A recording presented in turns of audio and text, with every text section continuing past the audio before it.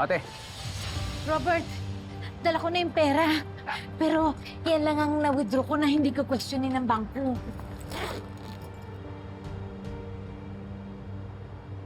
Kakausapin ko si Betsy. Ipararamdam ko sa kanya na siya ang in control of the situation sa pamamagitan ng perang yan.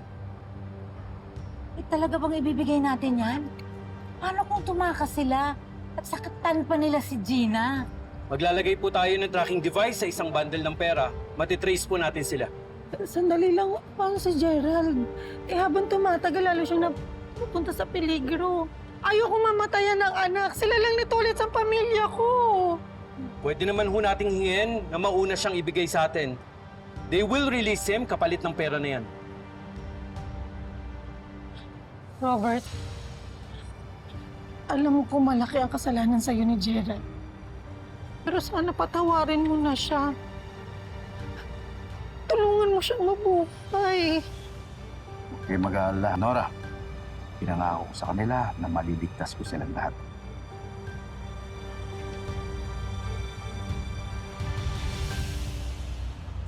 Betsy! Susan! This is Lieutenant Sandoval.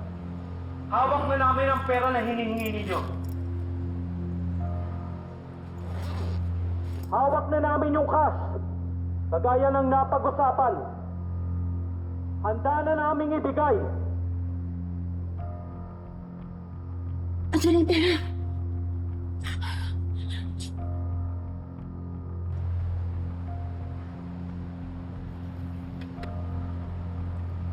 Betsy, Susan! Handa na namin bigay lahat ng gusto nyo. Pero kailangan namin ng kapalit. Kailangan namin si Gerald. Kailangan namin siyang dalhin sa ospital. Anak, nandiyan na yung pera. Gising ka na.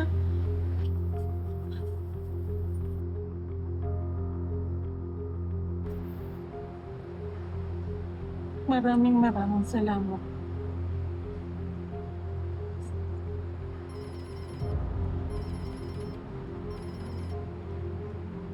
Betsy! Pakakawala namin si Gerald. Pero iiwan niyo yung pera sa harap ng entrance. Kukunin ni Brian. Salamat, Betsy. Huwag kang magpasalamat. Hindi mo pa alam kung ano yung gagawin ko.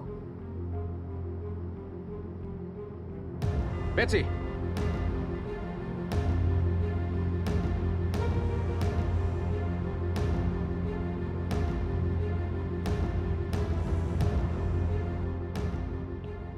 Tandaan lang! May tama siya! Tayo! Tayo! Tandaan lang! Okay lang ako. Sumama ka na. Kailangan mo na mapunta sa ospital, ha?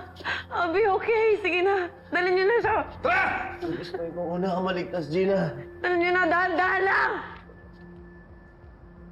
I'll see you soon.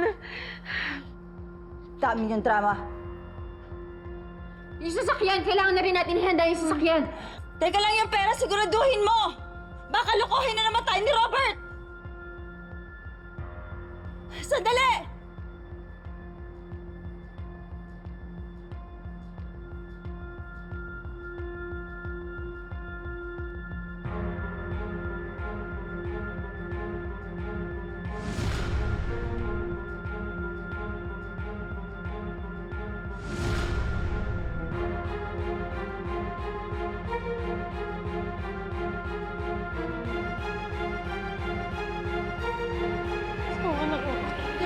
Hold your fire!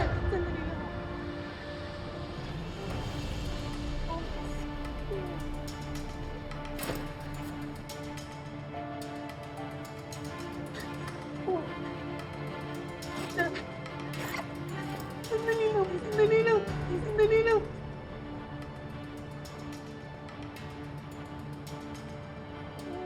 Tayo!